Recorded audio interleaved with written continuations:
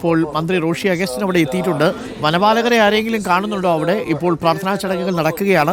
ഖബറടക്കത്തിനുള്ള സമയമായി എന്ന് തോന്നുന്നു അല്ലേ? ഇപ്പോൾ നടന്നുകൊണ്ടിരിക്കുന്നത് ആ ഒരു സമയത്താണ് മന്ത്രി റോഷി അഗസ്റ്റിൻ കൂടി ഇപ്പോൾ ഇവിടേക്ക് എത്തിയിരിക്കുന്നത്. എന്നാൽ മറ്റ് വനപാലകരാരും തന്നെ ഇല്ലെങ്കിൽ വനം വകുപ്പിൻ്റെ ഉദ്യോഗസ്ഥരോ ആരും തന്നെ ഇവിടേക്ക് എത്തിയിട്ടില്ല ഇതുവരെ എന്നുള്ളതാണ് നമുക്ക് മനസ്സിലാക്കാൻ സാധിച്ചിരിക്കുന്നത്. ഇന്നലെയും അവരാരും ഇവിടേക്ക് എത്തിയിരുന്നില്ല. മുമ്പ് പറഞ്ഞിരുന്നത് പോലെ തന്നെ വനം വകുപ്പിൻ്റെ ഒരു ജോലി ഇവിടെ ചെയ്തുകൊണ്ടിരിക്കുന്നത് നാട്ടുകാർ തന്നെയാണ്. നാട്ടുകാരാണ് ഇവിടെ സ്വയം പ്രതിരോധം തീർത്ത് കാട്ടാനകളിൽ നിന്ന് രക്ഷ തേടാൻ വേണ്ടി ഉറങ്ങാതെ കാത്തിരിക്കുന്ന ഒരു സാഹചര്യമുള്ളത്. ഇപ്പോൾ ഇവിടെ നിർമ്മിച്ചിരിക്കുന്ന ഫെൻസിങ് പോലും നാട്ടുകാർ പിരിവിട്ട് എടുത്ത് അത് തമിഴ്നാട്ടിൽ പോയി മെറ്റീരിയൽ വാങ്ങിക്കൊണ്ടുവന്ന് സ്ഥാപിച്ചിരിക്കുന്ന ഫെൻസിംഗ് ആണ് ഇപ്പോൾ ഉള്ളത് പോലും.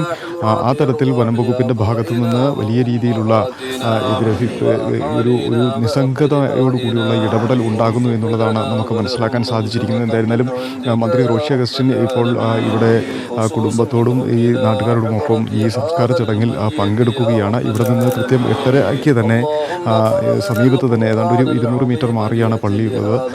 അവിടേക്ക് കൊണ്ടുപോകും. അവിടെയായിരിക്കും സംസ്കാരം നടത്തുക എന്നുള്ളതാണ്. അധികം വൈകാതെ തന്നെ കൃത്യസമയത്ത് തന്നെ 8:30 കൂടി തന്നെ സംസ്കാരം നടക്കും എന്ന് തന്നെയാണ് മനസ്സിലാക്കുന്നത്.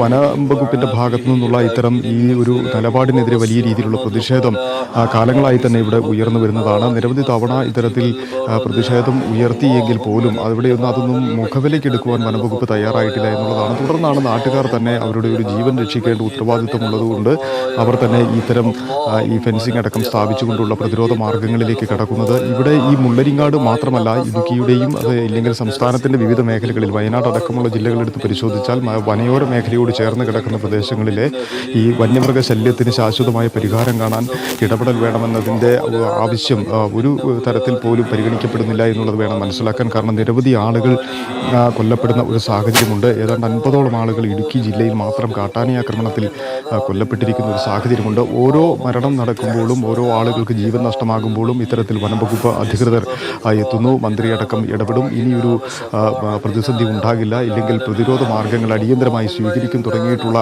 കാര്യങ്ങളൊക്കെ പറയുമെങ്കിൽ പോലും ഇല്ലെങ്കിൽ തുക വകയിരുത്തും, പ്രഖ്യാപനങ്ങൾ നടത്തും എന്നുള്ളതല്ലാതെ അതൊന്നും പ്രായോഗിക തലത്തിലേക്ക് എത്തുന്നില്ല എന്നുള്ള ഖേദകരമായ ഇല്ലെങ്കിൽ വലിയ ദുഃഖകരമായ സാഹചര്യം നിലനിൽക്കുകയാണ്.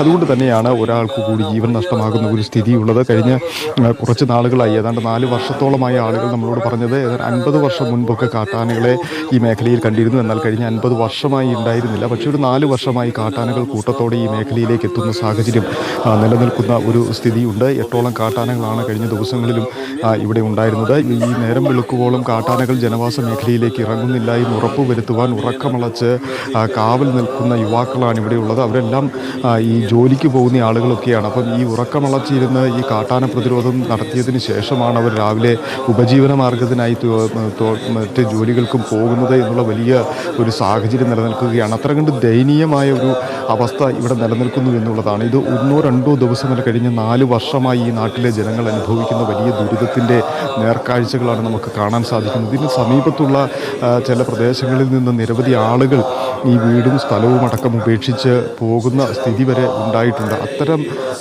വലിയ ഒരു സാഹചര്യം ഇവിടെ നിൽക്കുകയാണ്. ആ ഒരു സാഹചര്യത്തിലാണ് ഏറ്റവും ഒടുവിൽ ഈ കാട്ടാന ഈ ജനവാസ മേഖലയിലേക്ക് ഇറങ്ങുന്ന സാഹചര്യം ഉണ്ടാവുകയും ഇപ്പോൾ ഒരാളുടെ ജീവൻ കൂടി നഷ്ടമാവുകയും ചെയ്തിരിക്കുന്നത്. ജനവാസ മേഖലയിൽ എന്ന് പറയുമ്പോൾ വനമേഖലയ്ക്കുള്ളിൽ വെച്ച് തന്നെയാണ് നടന്നിരിക്കുന്നത്. പക്ഷേ എന്നാൽ പോലും ഈ കാട്ടാനകളെ ഇവിടെ നിന്ന് മാറ്റുന്ന ഒരു സ്ഥിതി ഉണ്ടാകണം എന്ന് നിരവധി തവണ പറഞ്ഞിരുന്നുവെങ്കിൽ പോലും ആ ഒരു കാര്യത്തിൽ നടപടി ഉണ്ടായിട്ടില്ല എന്നുള്ളതാണ്. മറ്റെല്ലാ മേഖലയിലും ഉള്ളതുപോലെ തന്നെ ഇവിടെയും ആ ഒരു അനാസ്ഥ, അലംഭാവം തുടർന്നു എന്നുള്ളതിൻ്റെ ഒരു നേർക്കാഴ്ചയാണ് നമുക്ക് കാണാൻ സാധിക്കുന്നത്. ഇവിടുത്തെ ജനങ്ങൾ വലിയ കൂട്ടായ്മയിൽ ജീവിക്കുന്ന ഒരാളുകളാണ്. അതുകൊണ്ട് തന്നെയാണ് ആളുകൾ സ്വയം പ്രതിരോധം തീർക്കാം എന്ന തരത്തിലേക്ക് എത്തുകയും ഈ ഒരു ഫെൻസിങ് അടക്കമുള്ള കാര്യങ്ങൾ തീർക്കുകയും ചെയ്തിരിക്കുന്നത് എന്നുള്ളതാണ് നമുക്ക് മനസ്സിലാക്കാൻ സാധിച്ചിരിക്കുന്നത്. എന്തായിരുന്നാലും മറ്റ് ഒരുവിധമായിട്ടുള്ള ഇടപെടലുകളും ഈ അധികൃതരുടെ ഭാഗത്തു നിന്നുണ്ടാകുന്നില്ല എന്നുള്ളതാണ്. ഇപ്പോൾ നഷ്ടപരിഹാര തുക അടക്കം നൽകാം എന്ന് ഉറപ്പ് പറയുന്നു. അത് നമ്മൾ മനസ്സിലാക്കണം. ഈ ഒരു മാസത്തിനിടയിൽ 3 ആളുകൾ മരിക്കുമ്പോഴും ഉണ്ടാകുന്ന പ്രതിഷേധത്തെ തുടർന്ന്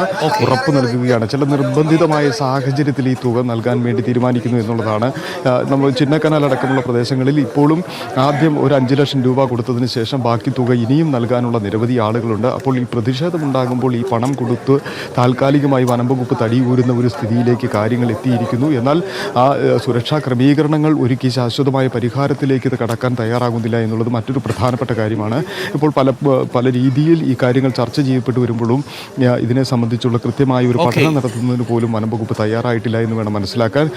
ഇടുക്കി ജില്ലയുടെ ഒരു വിസ്തൃതമായ പ്രദേശം 55% വനമേഖലയുള്ള ഇടുക്കി ജില്ലയിൽ മുൻകാലങ്ങളിൽ നിന്ന് വനമേഖലയുടെ വ്യാപ്തി വർദ്ധിക്കുന്ന ഒരു സാഹചര്യമാണ് ഉണ്ടായത്. കാരണം പുതിയ 3 റിസർവ് ഫോറസ്റ്റ് കൂടി ഇടുക്കിയിൽ ഉണ്ടായിരിക്കുന്ന ഒരു സാഹചര്യമുണ്ട്. അത്തരത്തിൽ എന്തായാലും അമീർ ഇലാഹിയുടെ ഖബറടക്ക ചടങ്ങുകൾ നടക്കുകയാണ്. ഇപ്പോൾ മുള്ളരിങ്ങാട്ടെ വീട്ടിൽ വളരെ വേദനിപ്പിക്കുന്ന വാർത്തയായിരുന്നു. ഇന്നലെ 3:30 അമീർ ഇലാഹി എന്ന 23 വയസ്സുകാരനും സുഹൃത്തായ 41 വയസ്സുകാരൻ മൻസൂറും കൂടി തൊട്ടടുത്തുള്ള ഈ തേക്കിന്റെ കൂപ്പിൽ അദ്ദേഹത്തിന്റെ ബന്ധുക്കളെ കാണാം. കുടുംബത്തെ റോഷി അഗസ്റ്റിൻ ആശ്വസിപ്പിക്കുന്നതിന്റെ ദൃശ്യങ്ങളാണ് പ്രേക്ഷകർ ഇപ്പോൾ കാണുന്നത്. അവിടെ വനപാലകരോ മറ്റുദ്യോഗസ്ഥരോ ഒന്നും എത്തി ആ കുടുംബത്തെ ആശ്വസിപ്പിക്കാൻ എത്തിയില്ല എന്നൊരു പരാതി കൂടി അവർ പറയുന്നുണ്ട്. ആദ്യം ഇപ്പോൾ 4 ലക്ഷം രൂപ കൈമാറിയിരിക്കുന്നു. അത് ദുരിതാശ്വാസ നിധിയിൽ നിന്ന് കൈമാറിയതാണ്. ഇനി 6 ലക്ഷം രൂപ കൂടി കൈമാറും. ഓരോ അപകടം നടക്കുമ്പോഴും 10 ലക്ഷം രൂപയുടെ ചെക്കുമായി വരുന്ന ഉദ്യോഗസ്ഥരെയാണ് കാണാൻ കഴിയുക. ഈ മരണങ്ങൾ ഒഴിവാക്കാനോ കാട്ടാന നാട്ടിലേക്ക് ഇറങ്ങുന്നത് തടയാനോ ആവശ്യമായ ക്രമീകരണങ്ങളൊന്നും വനം വകുപ്പ് ഉദ്യോഗസ്ഥർ നടത്തുന്നില്ല എന്നതാണ് നാട്ടുകാരുടെ പ്രതിഷേധം.